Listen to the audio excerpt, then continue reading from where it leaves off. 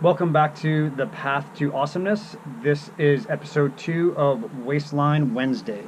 Before we get any, too much further in this video, I do have a confession to make. And that confession is this is probably my biggest weakness as far as it comes to helping people is nutrition. And it really does just go back to the first episode of Waistline Wednesday.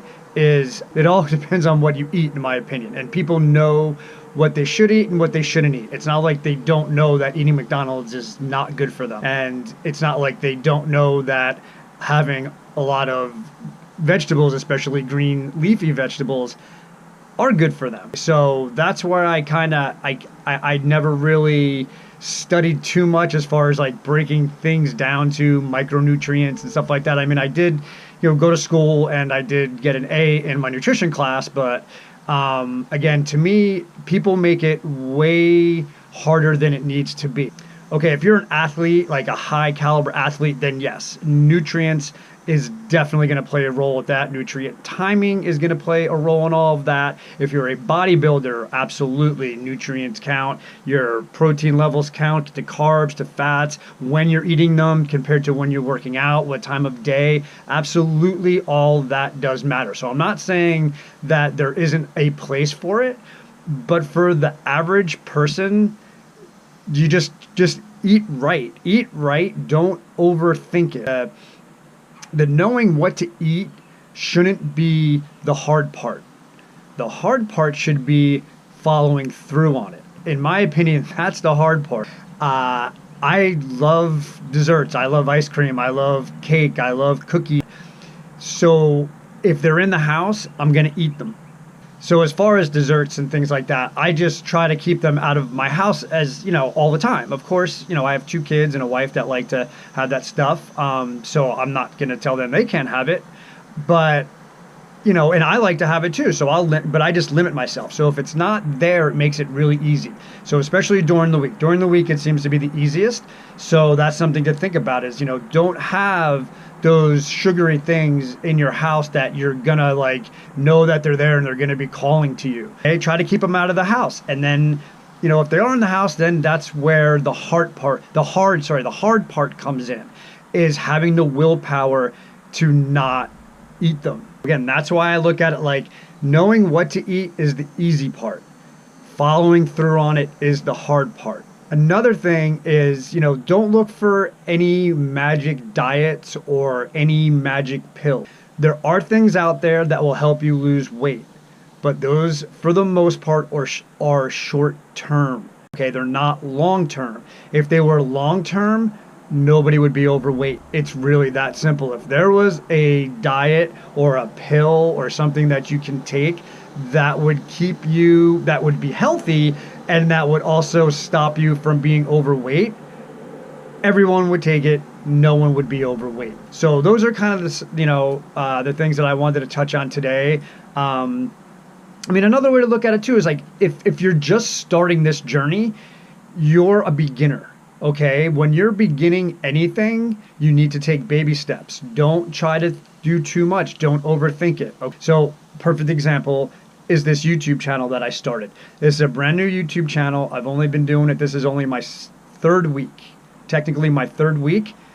And my videos aren't that good yet. I'm not trying to do anything fancy. I'm just trying to put out content to help people. As this YouTube channel grows and I learn more about editing and, maybe get some better equipment where I can record things in 4K real easily, or a nice camera that shoots slow motion really good and things like that, sure, these videos may get more fancy. Or if I start vlogging more, I'll try to get a little bit fancy in the editing and stuff like that. But I'm not that good at it, so I don't want to waste time while I'm doing these videos right now to try to make them fancy for you. I just want to put out good content. when you try something like baseball, say, I'll just use baseball as an example.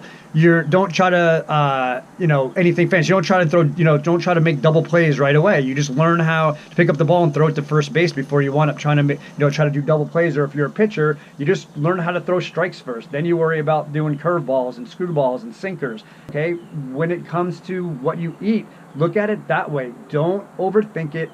Don't make it harder than it already is, because it is going to be hard to follow through. Make the follow through harder, but you can do it.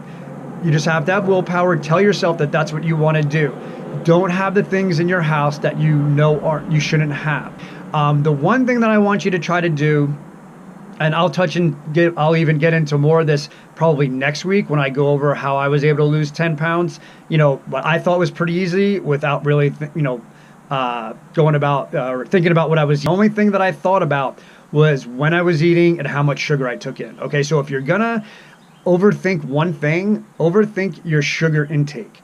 What I did is I just picked a number. I picked 30 grams a day. I try to keep my sugar under 30 grams a day. I did not count fruit with that. And the only reason I didn't count fruit with that is because I really don't eat a lot of fruit.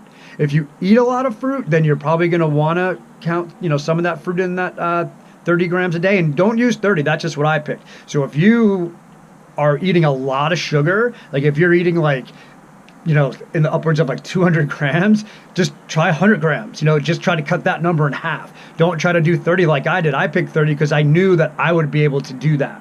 So you need to pick a number that will work for you.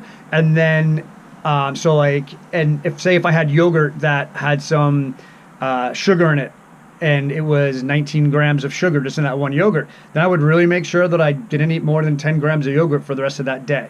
All right, so if you're gonna, try to think about something, just think about your sugar content for now. And then as this goes on, I'll give you some more ideas. Like I said, next week, I'll talk a little bit about the fasting that I also did when I lost the 10 pounds. All right, so I really hope that this is helping you. Do me a favor, if you do like it, share with your friends, hit the subscribe button below.